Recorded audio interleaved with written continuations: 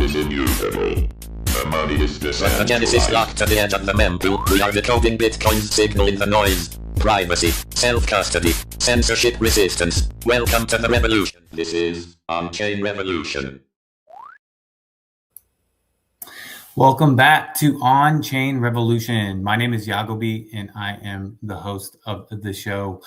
Welcome back to my TikTok audience. Welcome back to my abstract audience as well, and my Zora audience as well. I'm just getting this set up for Zora real quick. I have to do this every single time to make sure I can see if they are putting comments in the chat there.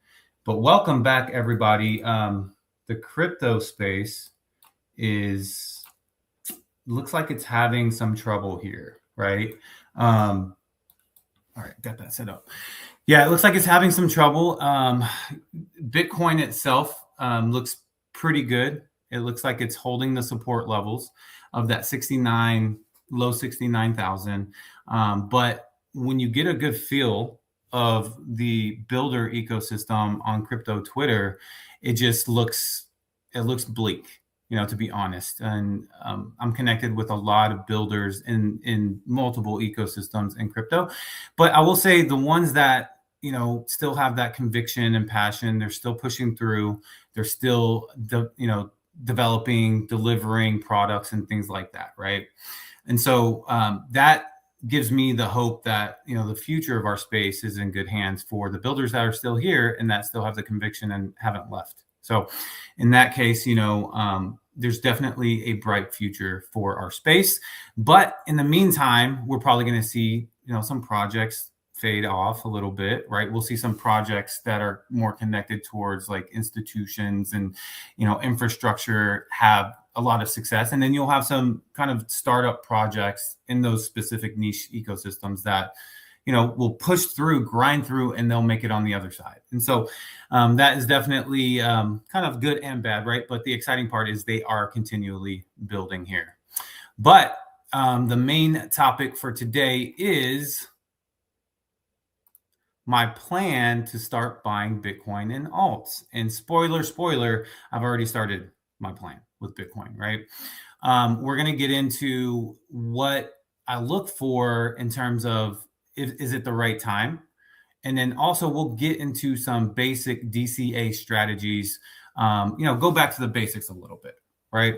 We're going to talk about two simple plans that, I came across, and I ended up selecting the second one, but we'll go over that. And hopefully that can help you guys if you're trying to figure out what you should be doing or options that you have to start your DCA plan, right?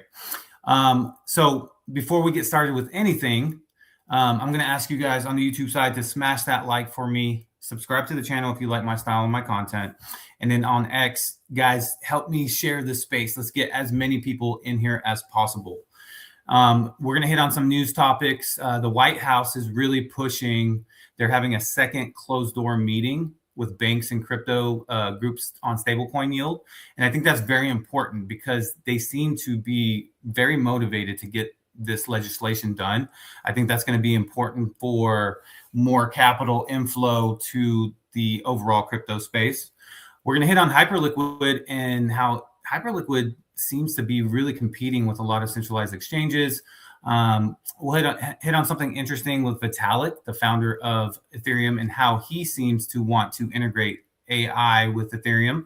That's going to be a fun one to talk about.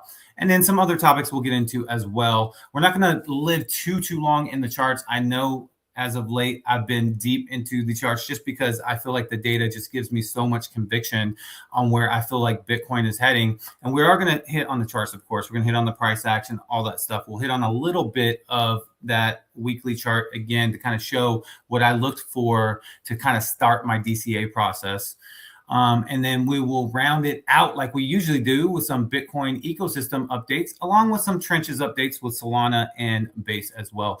And please drop your comments in whatever platform you're in. If you're in Abstract, drop your comments there. I'm looking at all of the screens, Zora, and of course, YouTube and X. And I will get to your comments and questions accordingly. Looks like we already got some to start off the day here. We got Glasshopper was early. He said, good morning, Glasshopper. Good to see you, brother.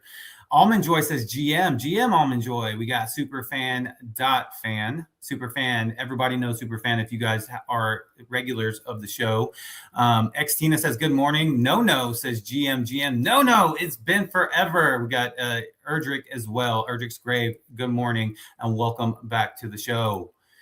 Should be a fun one, guys. We are going to definitely dive into the Bitcoin ecosystem. We're going to dive into some of these like other niche ecosystems a little bit later, but let's start things off like we always do, and that is with the market pulse, right? Let's see how the markets are doing here. I'm going to share my screen. Give me 1 second here.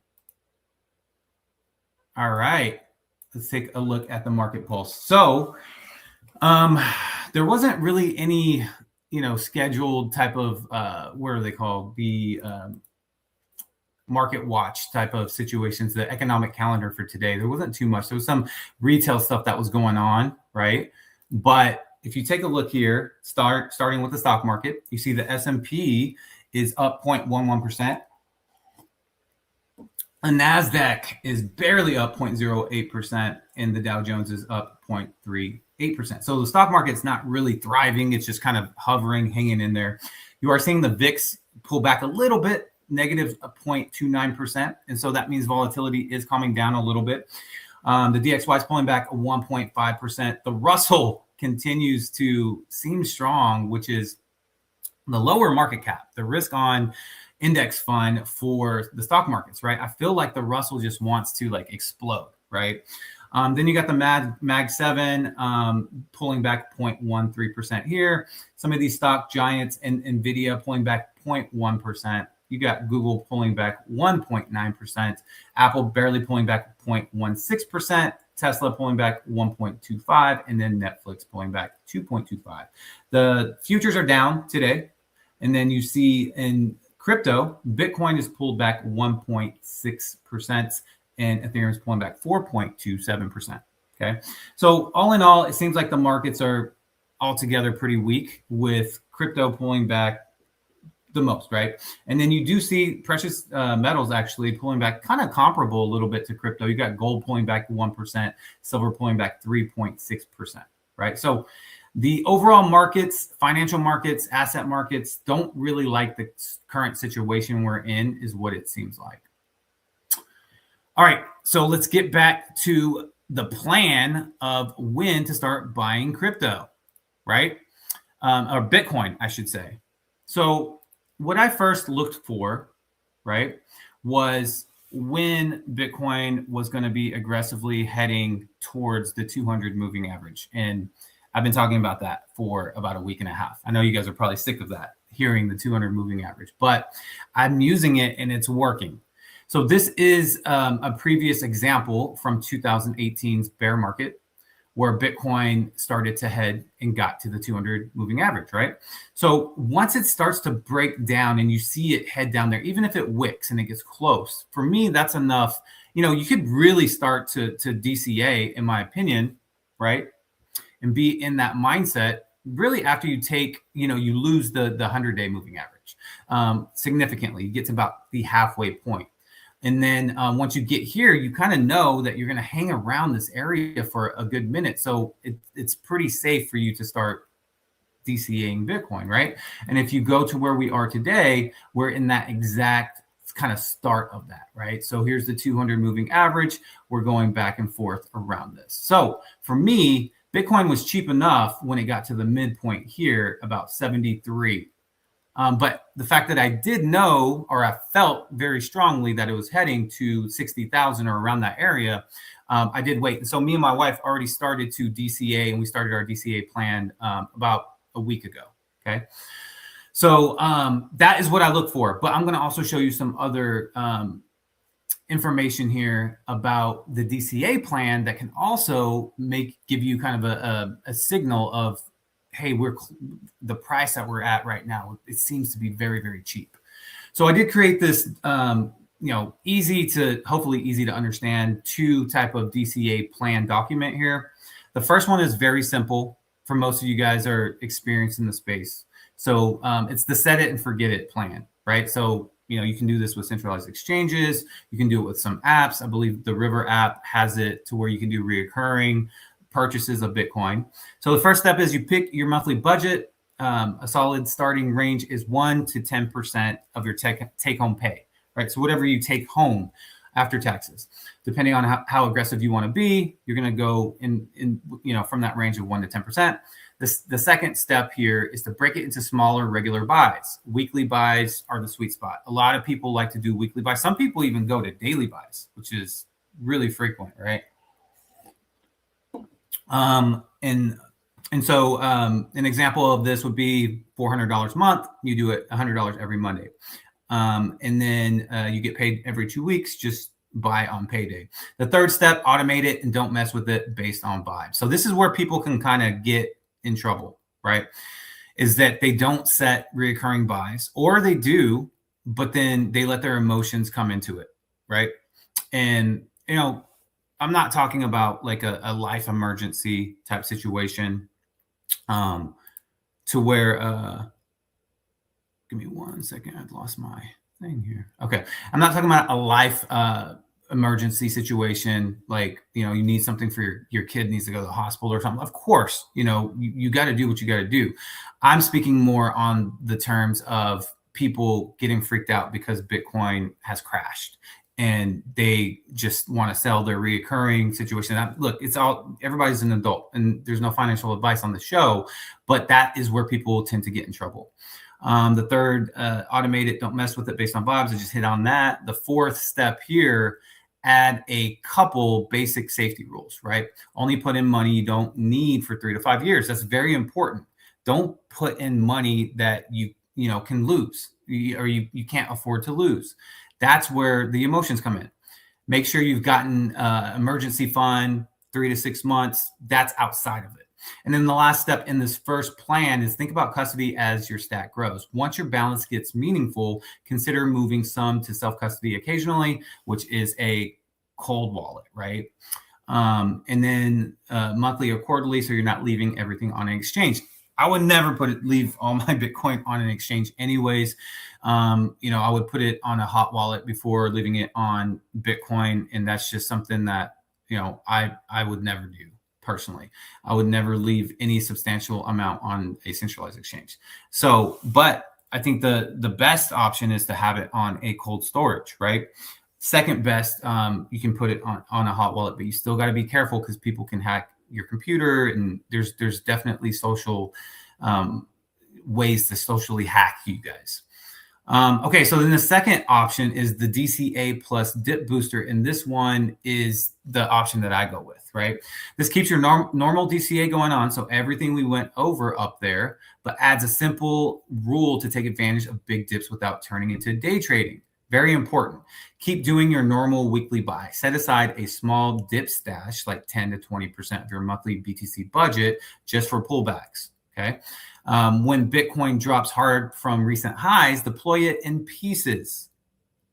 Keyword, pieces. Rule idea, down about 10% from the 30-day high. Use 25% of the dip stash and then purchase.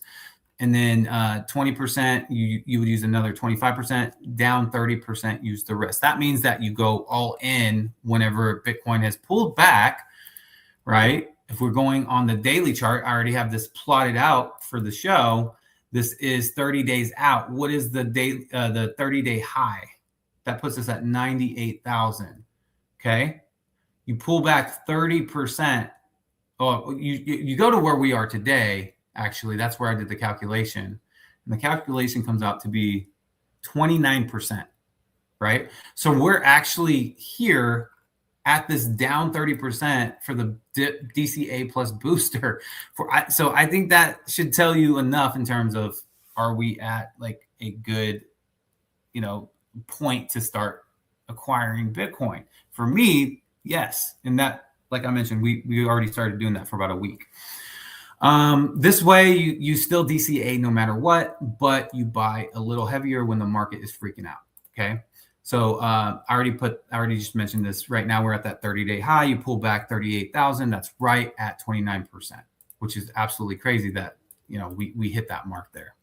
So hopefully that helps you guys kind of, I know most of you guys are experienced. You have your own DCA strategy. That's fine. This is more for the people that are trying to get a clear plan of what they want to do, right? As Bitcoin is getting cheaper. Let's see, we got some more comments in here. Myself is back in the house. He says, have you checked out Prove X? Looks like a better fiat on-ramp. Hopefully more sites like this arrive for other chains. Yeah, we definitely do need more for sure. We got a kick person that put an emoji in here. Welcome, low battery guy. Jason Sinkar says, GM LFG. Welcome back, Jason Sinkar. And then Myself says, I'm DCAing plus dip booster. I knew you would. I mean, that's just the type of person you are. I feel like you want to take advantage of, these cheap prices. So really smart option there, Myself. Let me see if I got people, because I do have people in the abstract chat that do comment from time to time. I just want to make sure I'm not ignoring them. And same with Zora as well. Gotta make sure the Zora stream is working too, because I think it might not be. I gotta check on that. All right. Almond Joy says, same. Coffee money. Yes. Wherever people, can find that extra cushion, couch cushion money. I think it is for me personally, a great strategy. And I used to be one of those people that would just be down in the dumps when Bitcoin would be dumping and all these altcoins would be dumping, but not anymore. I mean, I'm very excited about it. You know what I mean? And because I know the opportunity, right? That moving averages indicator it gets me so excited of where we are right now. But for us to go further below, I do think we do need to have either some sort of black swan event, which is fine. I'm now welcoming that, not the black swan event, because you don't want world issues to be occurring in a big way. But if you can get it cheaper, you got to think about 2022 when Solana got down to $16, right? Or way less than that. I think it got to $6 maybe at the all-time low because of the FTX black swan that it experienced. And then Bitcoin got down to 16,000, right? So those price points to me are very, very juicy. All right. Fonzie says Black Friday came early. Sure did, buddy. And Mr. Filtered AI says, every time I go to my OKX wallet, it says I have hundreds of dollars in runes and prices change daily. Where are runes trading with liquidity? Are they making up prices? So you can go to Magic Eden, right? If you are wanting to trade in a liquid environment, then you got to go to DotSwap. DotSwap has all of the popular runes and they have liquidity, right? So Dog Go to the Moon, you can swap out for liquidity there. So go research DotSwap, do your research on that, and you can just, you don't have to wait for a buyer. Magic Eden, on the other hand, you do have to wait for a buyer. Sats Terminal is another place you can go for. They aggregate, though, websites like DotSwap that have liquidity. Fonzie says Black Friday came early. I already hit that. And then Patapoo says, sup. What is up, Patapoo? All right, let's get back into some topics here. So we already hit on the DCA, right? And we hit on what I was looking for to get to those price points. So hopefully that answers your questions. If you want Bitcoin cheaper, in my personal opinion, you're going to have to hope for a black swan event. All right. Let's hit on some news a little bit. Let's get to this right here. All right. All right. Let me share my screen here. Okay. So the White House will hold a second closed door meeting with banks and crypto groups on stablecoin yield, right? So this is big because I know we've talked about the White House and how they've already, they're really trying to play peacemaker and deal maker between the banks and the crypto entities like Coinbase, Kraken, some of these stable coin, protocols that offer yield to their users, right? But banks, obviously, they don't want that to be a publicly popular product for the masses, because that will take deposits out of the banking system and then move into stable coin, right? And then people will try to earn that 5, 6, 7, 10%. And the higher you go, the more risky it is, by the way.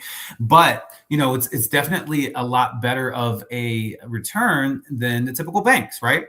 And so the banks have been really pushing hard back against these centralized entities in crypto and stablecoin protocols, right, that offer yield.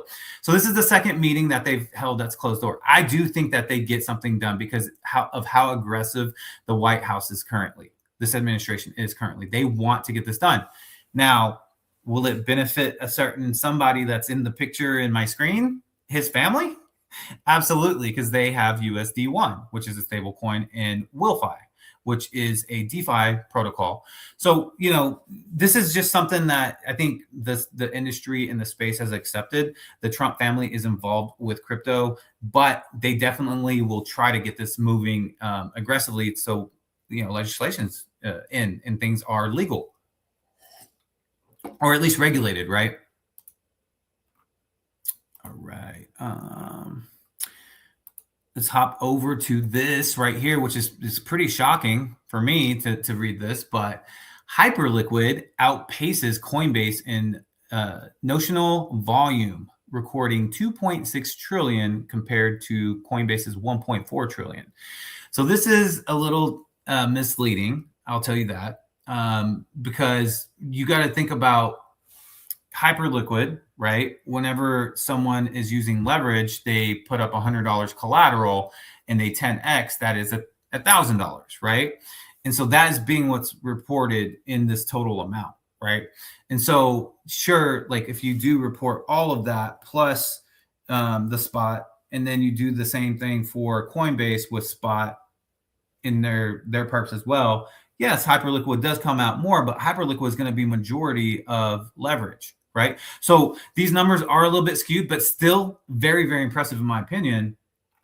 You can see in the chart here, Coinbase Global is at 1.4%. Then you got 2.6, or not 1.4%, 1.4 trillion. Then you have 2.6 trillion with Hyperliquid, and then Robinhood up here at 4.6 trillion. Which, if you think about it, it makes sense, right? This is probably just not all of their only crypto, but stocks, everything that they offer. So, which is interesting. Unless it is just crypto, and if it is just crypto, that's very, very impressive for Robinhood because I'm not seeing any of these other, TradFi entities over here. So this could be just crypto only, which would be very, very interesting.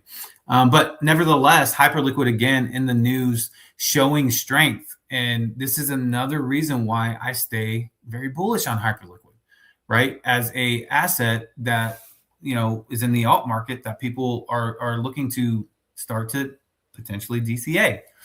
And so, by the way, if you guys are, interested about any of the tokens, when I go over the price action, any tokens to kind of pull back and see what that 30-day high is, just put it in the chat. I'll definitely pull it up on a chart, especially if it's one of the more popular ones, because it'll be on TradingView.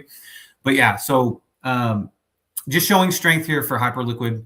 And, we'll see. No wonder entities like Ripple want to partner with them to manage their prime brokerage accounts, right? So I just expect Hyperliquid to continually grow in terms of their strength there. All right, we got a couple comments. Let me revisit these here.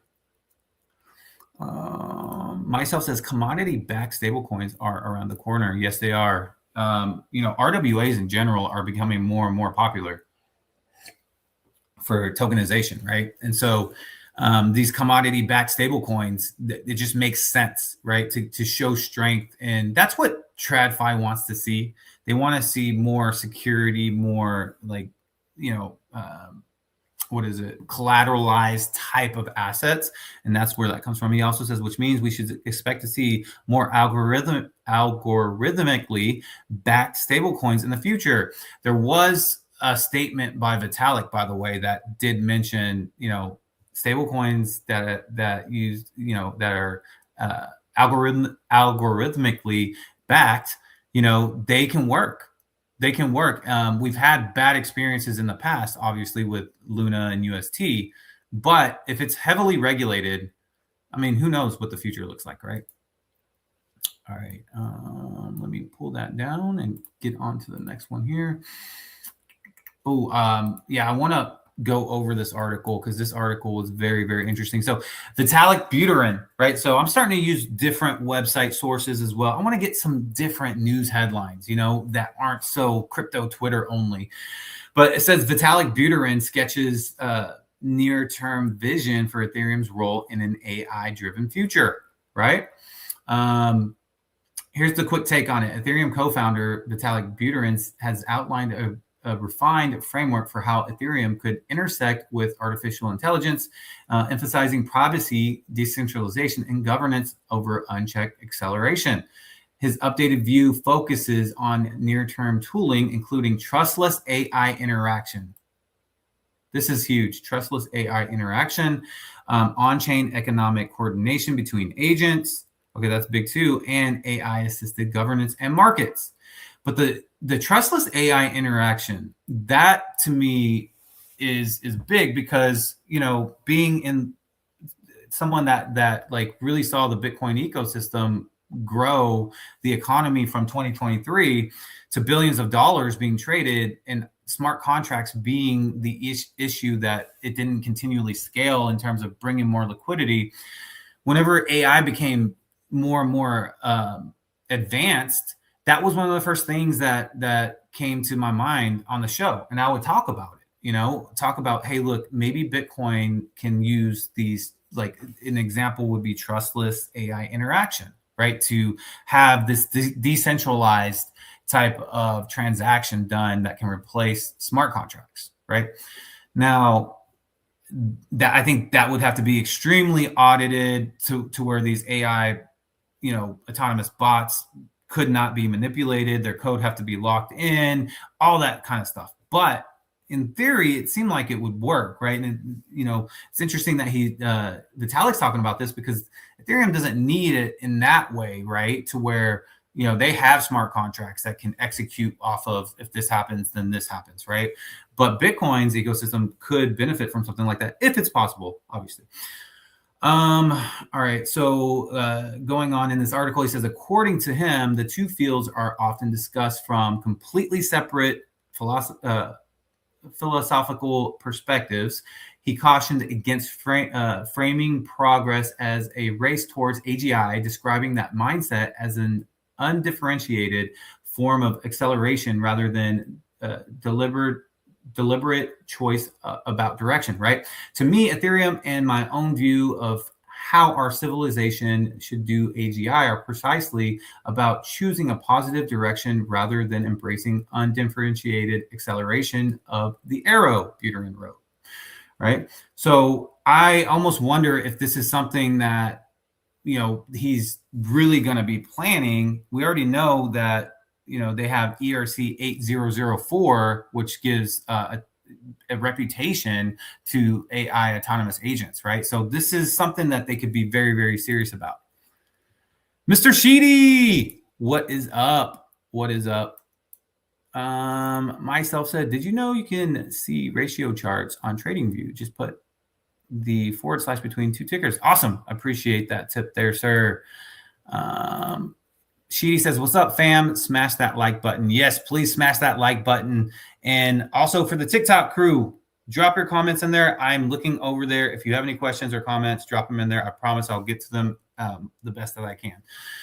All right. Getting back to this article here. Yeah, so that is kind of exciting in my opinion, right? They already are focused on, you know, AI with the ERC 8004 reputation score, smart contracts for AI agents. And now it seems like they want to make the next move into the AI world with Ethereum. And Ethereum obviously is one of the, I guess, favorites, you would say, from institutions. So I think, you know, even though ETH didn't have any crazy moment this past cycle, it hit an all-time high barely. I think there's a lot of potential there. You know, the queue of staking ETH on validators is constantly backed up. Everybody wants to get into that queue. All right, let's see what else we got here. All right, this is something that kind of gives you a little bit of a gauge. ETFs. So Bitcoin and Ethereum spot ETFs have first net inflows after 3 days of net outflows. So this is, I mean, honestly, it's a little bit of a nothing burger, but I did want to bring some positivity into the price action for Bitcoin, right? It says on for February 9th, US Bitcoin spot ETFs recorded total net outflows of 145, or sorry, total net inflows of 145 million, led by Grayscale with 131 million in net inflows. So institutions are buying Bitcoin right now. Ethereum spot ETF saw a total net inflows of 57 million, making the first net inflow after 3 consecutive days of net outflows. So are we going to see the price get a little bit aggressive for Bitcoin to the upside? Because we did see, you know, these net inflows by both of them, but they were pretty substantial, right? And it seems like whenever you see the ETF inflows or outflows, they are a little bit delayed, and then you start to see them kind of being back to back to back, and then you'll see it in the price action as well. So that is something to definitely consider. And I think this is a perfect kind of transition to the Bitcoin and Ethereum price action for today and see what is happening here. Let me remove this right here. All right, so let's see what is happening with Bitcoin first on the hour chart. So you see Bitcoin is sitting right, it's hovering right at this support level. It's been here for the past like 3 days, right? It's right at that 69, low 69,000, high 68,000, right? So the hour chart though, right now sitting at 10:30 Central Time, looks like it wants to come out of some sell pressure here, right? So Bitcoin does look like it wants to jump up a little bit. The stochastic RSI looks like it wants to head to oversold territory as well. So, you know, what I'm seeing so far is that like we could see a little bit of, you know, further up for Bitcoin here. Now, I wouldn't get too excited though. If you are thinking, oh, this might be a 2 to 3 day play, because you know the price that you know Bitcoin really needs to break above to break above the resistance level is that 71,300, right? So if you do play this and it does go to the upside, just know that that resistance level that I'm seeing here is at 71.3. Okay, so looks pretty good so far. The MACD doesn't look super strong here. It looks like it's starting to just barely get going. So we need to see some more evidence that this wants to be a strong push up. And by the way, the price action has been, it's just been kind of back and forth between 68 and 69. So you do need that like confirmation. Get to 70, get to 71 to get past that. Then I think it's game on. So that is the hour chart for the next 2 to 4, 6 hours. I wouldn't be shocked if we did work our way to 70,000, maybe, you know, try to test that resistance level there. Let's see what's happening on the 4-hour chart. The 4-hour chart looked like it was going to close out of buy pressure session, but it just opened back up, right? Because we just saw on the hour chart, right, that it wanted to pop back up here. So Bitcoin on the 4-hour, which will give us a 2-day forecast, so far just a little bit, right? So we'll have to see what happens in the next 2-4 hours on that lower time frame, the hour time frame. And then you can go to the daily here, and this is the one that has been really kind of hard to get a strong gauge on, because you can see here that it looks like the daily wants to come out of sell pressure, and it's starting to curl up even more, right? So I'm starting to see the formation of potentially, you know, having Bitcoin come out of this daily sell pressure session going into a buy pressure session. Now, for it to fully come out, we got to get past 71,300 for sure, in my opinion, right? We get past that, we come out, we go into a buy pressure session. That's where we are with Bitcoin. And then let's take a quick look-see at Ethereum. Go to ETH on the hour chart. Very similar situation. We're just trying to close up that sell pressure session to come out. We're sitting at 2024. The resistance level for ETH though is 21. It's like at 2150, right? We got to get past 2150 for ETH to really, you know, have a a strong run to the upside, right? Getting to 2,200, then we can talk about maybe going up even a little bit more. But for the hour chart, it looks like it wants to come out. It's right now tailing Bitcoin very closely though. So just know that it's been doing that for quite some time. So that's where we are on the hour chart for ETH. On the 4-hour chart, went in the sell pressure session very weak. So if Bitcoin does get aggressive, ETH will follow it. So I'm not too worried about the 4-hour for ETH. And then lastly here, the daily chart for Ethereum. The daily chart, very similar to Bitcoin, wants to come out. Let's see if that happens. Let's see if it can get to that 2150 and then come out of sell pressure session and go to buy pressure session. That's important. These levels of resistance and support are very, very important to have, further conviction and confidence. All right, let's take a look at the crypto bubbles. The crypto bubbles here in the top 100. It is a lot of red, but the green anomalies are huge, right? You're seeing Pippin up 50.8%. You're seeing River, which I mentioned earlier. You can buy Bitcoin. I think you can buy Ethereum. You can buy other tokens on there as well. And it is like an exchange type of situation. It is up 46.4%. You are seeing this coin called Stable up 26.9%. Aster, which is a perps and leverage dex that is heavily supported by Binance, is up 9.5%. You're seeing Quant up 5% and Leo up 2.6%. Wellfi up 1.6%. Meme Core up about 3% there. Nexo up 1.5%. Crow up 0.7%. XMR Monero up 1.8%. And then almost every single other token in the top 100 is pulled back. Morpho is up 2%. But some significant pullbacks, really, there's not a ton. You're seeing on average about 2 to 5% pulling back, but we are seeing Hyperliquid pull back 3%. So that's a little bit rare. It's usually pretty strong as the market pulls back, but hey, you can't always be going up, right? DCR's pulled back 6.2%. Aptos pulling back about 5% here. So that is the top 100. Heading into the top 200 here, let's see if there's anything that's notable, and that sticks out. Monad pulling up 17.5%. So if you guys are in the Monad, it looks like it's having a little bit of a rebound. AXS pulling up 9.3%. You're seeing the B meme token on BSC pulling up 13.6%. XPL Plasma pulling up 2.4% there. And then stuff that's pulled back that is significant. Curve pulling back about 6%. What else we have? Borg pulling back 5.2%. Starknet pulling back 2.8%. But again, even between 100 and 200, we're looking at maybe 10, maybe 15. I'll say maybe 30% of the tokens pulled up, and then 70% pulled back. So we have the sentiment of kind of a pullback right now in the crypto space. All right, let's get back to some news. Make sure there's a Telegram there.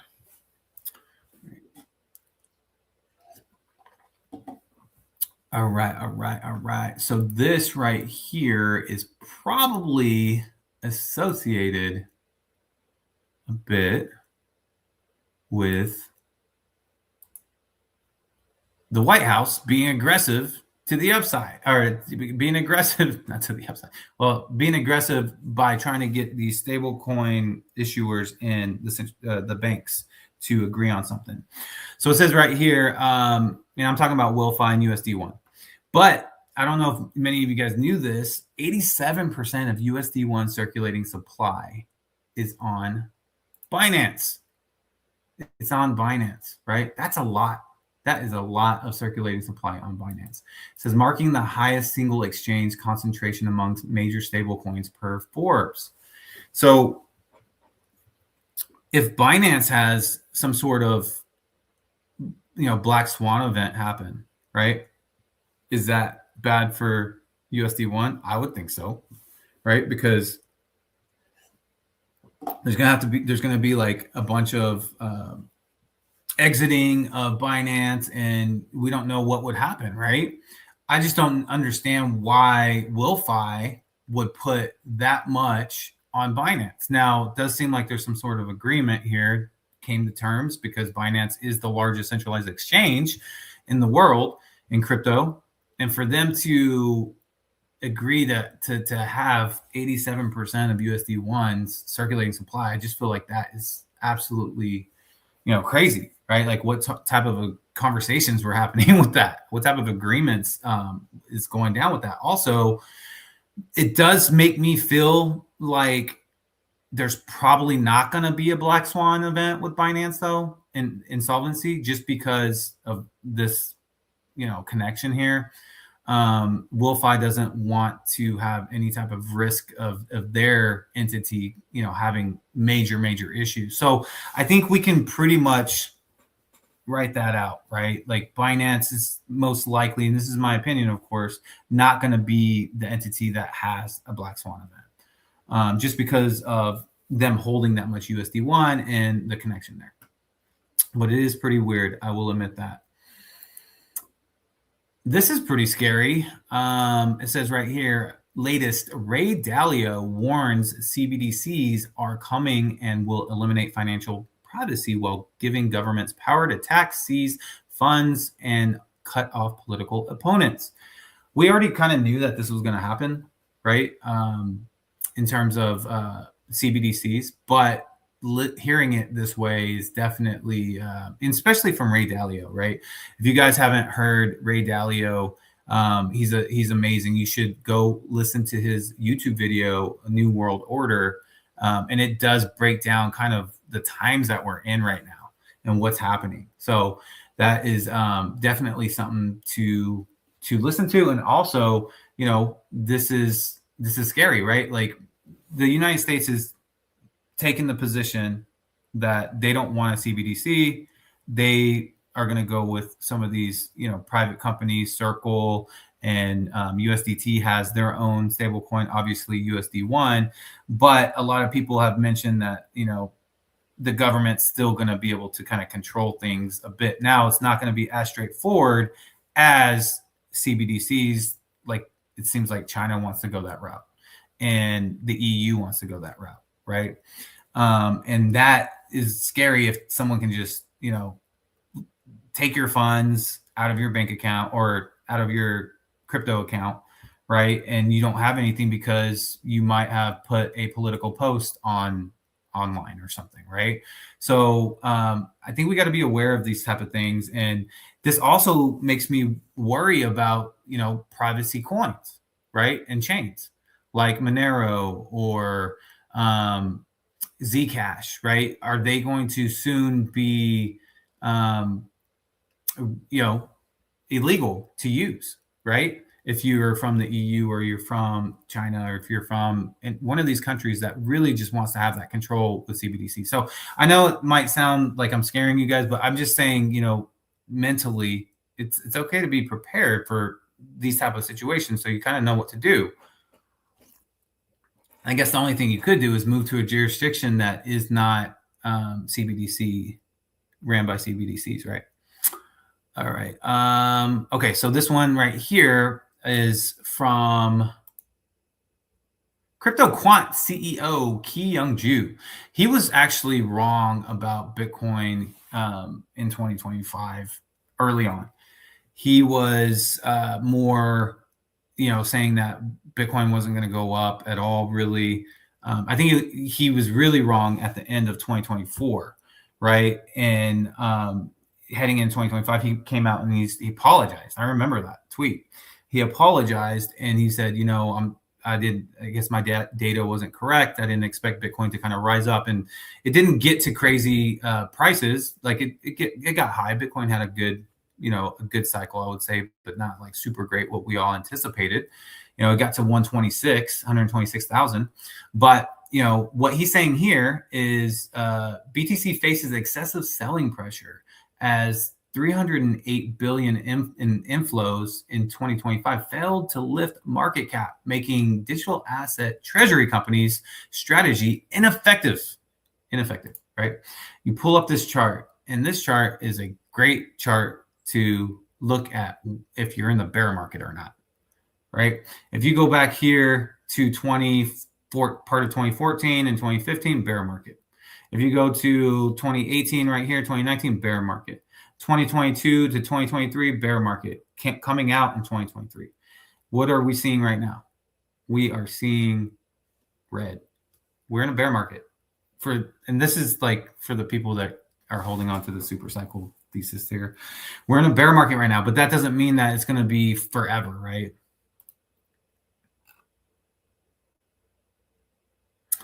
Glasshopper says, I doubt Americans will accept CBDC. Privacy, myself says, privacy is a human right. That's why people store their wealth in physical goods. Yeah, that's true. That is true. I mean, they've been doing it forever. I mean, you look at precious metals, you look at collectibles, you look at whatever there is. I mean, one thing that's happening that's really crazy right now is wealthy people at this very moment, they're putting their wealth in collectibles like sports cards and Pokemon stuff. And so you almost wonder, like, you know, isn't that risky? But for them, like myself said, like, privacy is a human right. They'll put it in anything. Physical gold's obviously the number one option that they've been doing, but they're even going to extremes. And I'm seeing like the volumes of these collectibles are going, that industry is going absolutely nuts, by the way. This is crazy. All right. Yeah. So if you're ever in doubt if we're in the bear market, use the BTC growth rate difference chart, market cap versus realized cap. All right.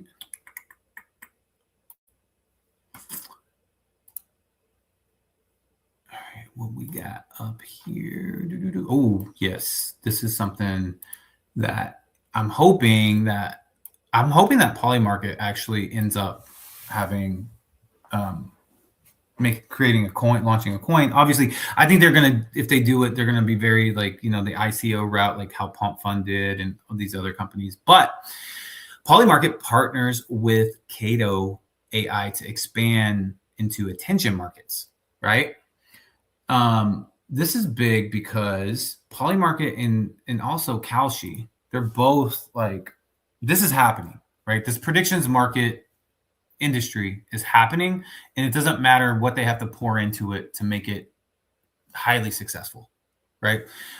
This is just a small example, right? They're partnering with Kaito to try to get more, I guess, from a social aspect, try to get more awareness about predictions markets. But this article that follows up with this kind of plays into this right here. Same thing with Polymarket and Kalshi, actually.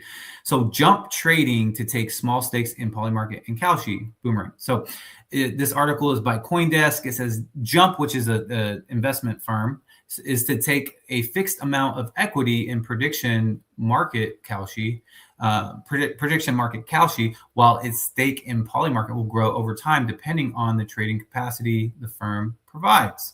Right. So what's the biggest problem with predictions markets right now? You guys probably know.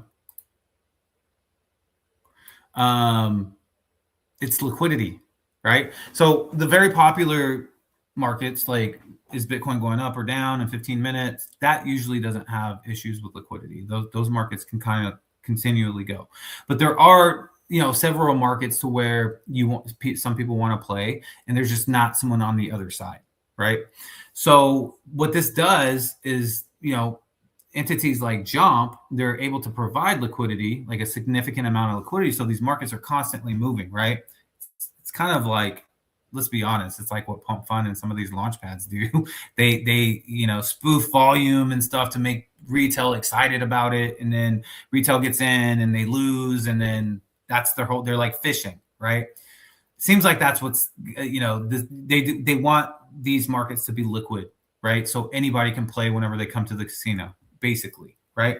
Now, does that change the dynamic of how these will work, right?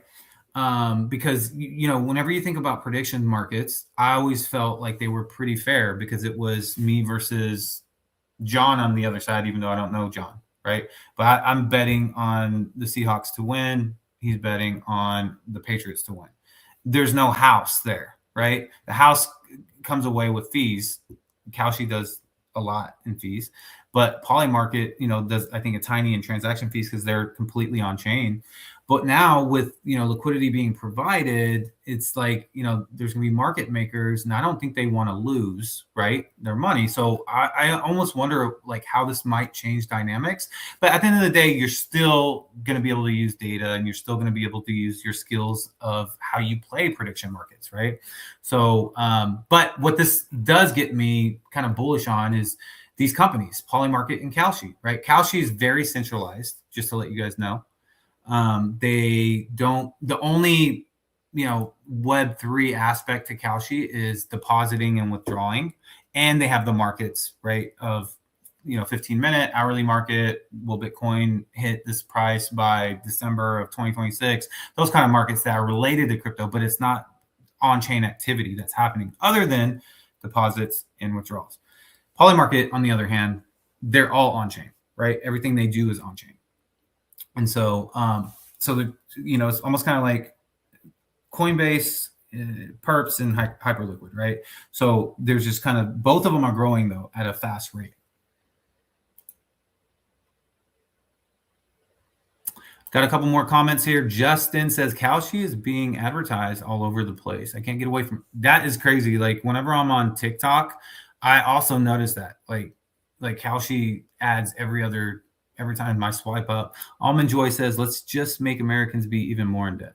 Yeah, I mean, at this point, does it matter how much in debt we're in? You know what I mean? Like 30, I don't even know how many trillions anymore that the country's in debt, but like it's pretty crazy how deep in debt we are in at the moment. All right. Okay, so this is another kind of quick headline, and then I'm going to get into some Bitcoin ecosystem stuff that's a little bit, more fun for some of the audience I know that's been watching. But let's take a look here. So just in, Bank of England selects Chainlink to test atomic settlement with tokenized assets. Chainlink again. I mean, they are being utilized for every Oracle service needed, right? So, I mean, man, Chainlink is like I always bring up the Oracle. That's ironic though. Like Oracle, the company in software and Web 2, they like built OSs for everybody. Like they were just kind of like this quiet company, just making billions of dollars, right? I feel that about Chainlink. Chainlink is an Oracle, totally different. One's a company name. The Oracle that they provide, is the service they provide, being able to get on-chain price data to other entities, right? So they're just being called on, and they offer other services as well. So Chainlink to me is one of those companies that's going to be just generating billions of dollars of revenue year after year after year. So makes me pretty bullish that, Bank of England, huge, right? Stan says, is Polygon benefiting from Polymarket? Yeah, I think from a PR perspective, right? From a PR perspective, I think Polygon is massively benefiting from Polymarket. But from a fee perspective, I think it's so cheap for the chain, and I just don't know. I mean, Polygon is doing a bunch of things right anyways, because they're partnering with just they're one of the, I think they're the chain that's going to be providing the Indian rupee, digital Indian rupee. So that is huge, right? So they're doing all the right things anyways. They don't necessarily need Polymarket, but they're very happy to have them, I think, as a builder on their chain. All right, let's get into some Bitcoin ecosystem stuff. Radfi announced that their trading battle is now live. So trade in eligible Radfi pools to earn points on every buy sell. Rad Pizza Node Strategy, RWLD, which was the Kraken guys that launched this room, and then bought BOTT. The battle lasts 7 days and rewards real trading activity while stress testing our new infrastructure. Live leaderboard tracks rank you can go to that link there. Top 10 traders share 0.1 BTC, rewards scale by rank. Points are 1 per 100 sats traded and scale with pool fee. So if you are a talented trader or you do volume, you can win some prizes, I guess, here. And you go to the dashboard and you can see it says Radfi trading competition, trade on eligible pools. So make sure that the pool that you're trading on is eligible. It says to earn points and compete for prizes. Prize pool is 10 million sats. You can see first prize 2 million, 1.7 million for second, and 1.5 million. You see the addresses here of who is winning 39 and 22. So look, I mean, the Scott and his team from Radfi, they've put a lot of work into this platform, right? They've basically wanted to create a platform that was trading on Bitcoin layer 1. This is why I love the Bitcoin ecosystem. You can say the volume's not here. Volume sucks for every ecosystem right now. It doesn't matter. Solana is the only one, and I feel like there's some cabal stuff happening to spoof that volume, but that's just my opinion. But they put a lot of effort into making this a Bitcoin layer 1 experience, right? They've used multi-sigs to kind of do the swapping transactions, so you don't have to leave Bitcoin layer 1 and all these things, right? So they continually try to make it a better experience. And so this is just another example of that, right? So if you're interested in that, go check it out. Node Strategy was a token that had a lot of potential. All right, let's jump over to kind of some of the markets though. I'm going to start with the BRC20 markets. This is a new popular token in BRC20 land called Nutkin, right? Nutkin, Nutkin. It's sitting at $4 million market cap, right? It just launched, I want to say not long ago, maybe a couple weeks ago, maybe a little bit longer. I'm not sure, but the community is getting behind this token for sure. I have talked to some of the bigger people in BRC20's ecosystem, and they are really trying to rally behind Nutkin. Potato is a newer one as well, but let's get to the legacy token, Sats, that we've talked about on the show during my Bitcoin ecosystem recording that I put out. Sats is back to 21 million. It got as low as 17 million. And, we're going to see if if this ecosystem and if this community is strong enough to really rally some of these legacy tokens, right? Sats is definitely one most popular. At the all-time high, it was $1.3 billion market cap. It still sits on Binance, so you can trade it there. And then you got GameFi below that. It's a newer token sitting at 200,000, not really doing too much. You have an interesting token here called Pi. And this is definitely a token that comes from the Eastern communities, right?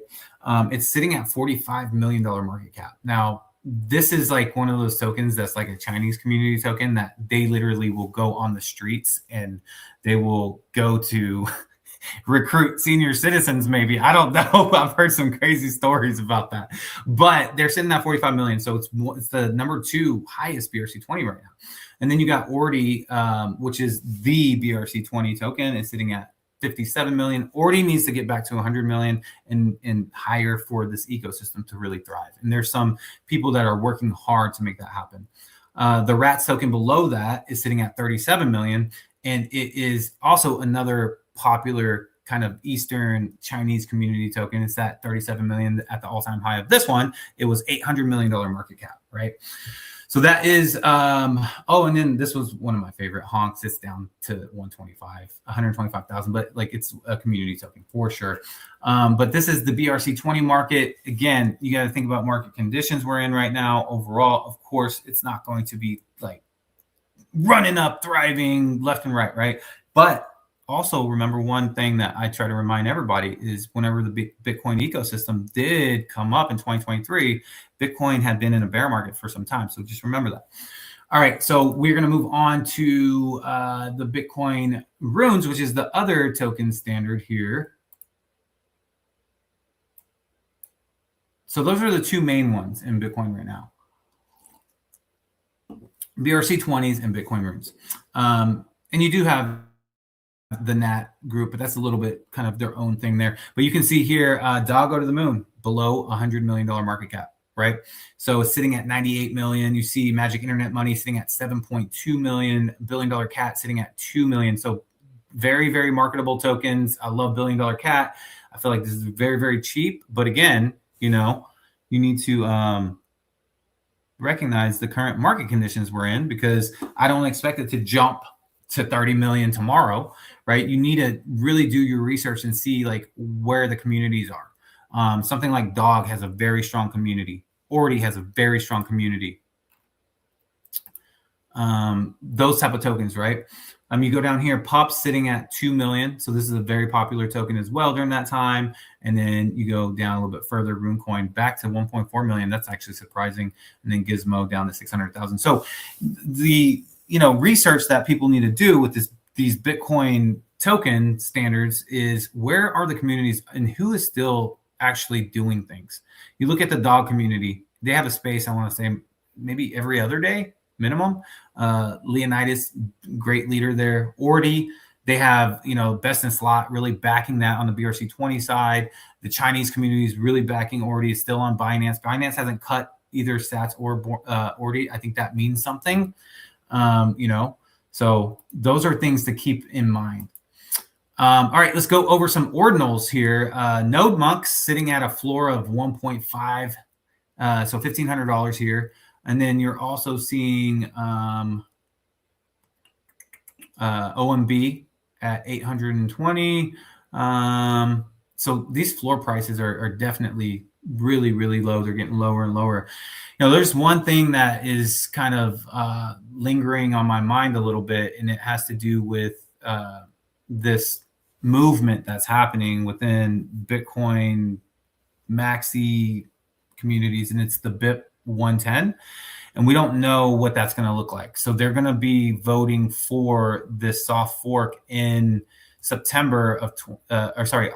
of this year to potentially block inscriptions and ordinals. They're not getting much support at all right now. So, and they've tried this in the past, but I'll keep you guys updated on that, like what that potentially could look like, right? Obviously, if that happens, then a couple of things is going to happen, right? Like the ones that exist will still be here, and their value is going to go tremendously higher because you can't inscribe ordinals anymore, or it doesn't happen and we continue on. And the thing I love about ordinals is how they utilize the actual Satoshis, Bitcoin Satoshis, and inscribing art on these Satoshis. And so I hope this stays alive. I think it's an amazing ecosystem. The builder ecosystem, the community is amazing over here. All right, let's look at a couple of recently launched collections. You see here, Who Am I? This is an AI launchpad. This is pretty crazy. So Mr. BRC, if you know him on X, he launched this project, and AI agents launch it. So AI agents have to launch it, they sell it and buy it. But I mean, I think humans are pretty much telling them what to do, right? So that is interesting. It's obviously kind of floating on that narrative. And then below that is a collection called Fire, which was launched by Hype, and it is also based on AI. I believe an agent launched it just directly. I want to say maybe on not on the Who Am I launchpad, another launchpad though that was focused on that. So look, the AI meta is coming over to the Bitcoin ecosystem as well, right? So that's pretty crazy to see that. And you can kind of go through these. The one thing that I always love to check on is how Bitmap is doing with its volume, right? So if you click here, you can see the volume's still here. I mean, 11 minutes ago, 1, 2, 3, 4, 5, 6 bitmaps were bought. 31 minutes ago, 1, 2, 3, 4, 5 bitmaps were bought. An hour ago, like 4, 2 hours ago, like 10. So there's constant volume in these kind of assets that are that have communities that like really care a lot about the future of ordinals and bitmap or whatever they're really into, right? So love to see that. Definitely love to see that. Let's take a look at some degen markets here. I'm going to pull up the Solana market for their meme coins. And you can see there's a new meme coin called Giraffes. I'm not sure. I haven't been deep in the trenches, so I'm not sure what Giraffes is based off of. But it's sitting at $2.4 million market cap. Goyim is still at $3.7 million market cap. This space is so degenerate. Seriously. And then you go below that, and this is a kind of a older token that looks like it maybe came back a little bit. Bucky, if you guys are into meme coin trading, you might have heard that one. It's sitting at 121,000 though. That's bad. But coin, BUTT coin, sitting at 27.9 million. So this is for the people that are listening that aren't familiar with meme coins. This is a very, very high risk area, but very fast as well with Solana. So that's pretty much the white whale, I think, was the biggest one recently on Solana, and it's sitting at 67, about $68 million market cap. So, you know, they do still have some that are close to the $100 million market cap. All right, and then switching over to Base, you can see Base had this meta with the autonomous AI bot tokens, right? You could just launch them with a clinker, right? You just do a tweet with clinker and launch. So someone would basically say, hey, I'm building this bot with Claude bot, and someone would see it and say, oh, then they'd see the name and then they would launch a token that was based off that. Now, some of the developers that were actually creating bots would launch their own tokens as well. I think most of those did the best, right? Because the people that were speculating were like, okay, this is the developer that's building the actual bot is launching the token as well. But let's take a look at some of these tokens that, you know, were hot in the beginning. If you look here down, you can see Tellerbot. That was one that was, I saw this one at about 400,000. It's sitting at 1.9 million. So there's still a little bit of sustainability in some of these. Claunch, which is a launch pad for Claude bots. It's at $10.6 million market cap. Molt Book is sitting at 7.2 million. And these are all tokens on Base Chain, by the way, right?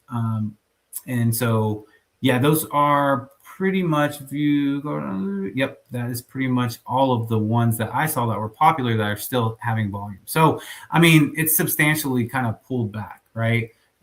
If you remember, there was a token that got to about 80 million. Molt got to 80 million about 2 weeks ago. So if you look at it right now, it's sitting at 7.2 million. This is why you got to be extremely careful in these market conditions, guys.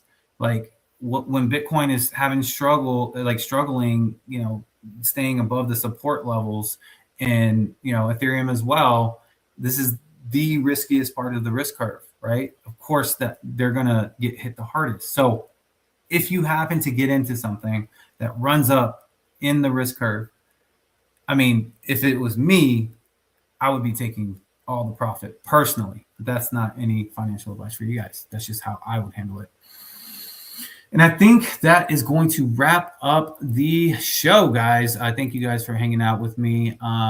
Just to let you guys know, I am doing, or we, because I have somebody that you're familiar with, Superfan, and he is the founder of Big Noodle. Him and his partner, Dr. Min, they're going to be on tomorrow, and we're going to start an AI segment that covers, you know, AI and Web3 and how it connects, right? I think that's very important. There's so much information that's happening right now, and just fast. It's going very, very fast through the space. And so it's important for you guys to learn something. I hope you guys learn something from every episode. That's my goal.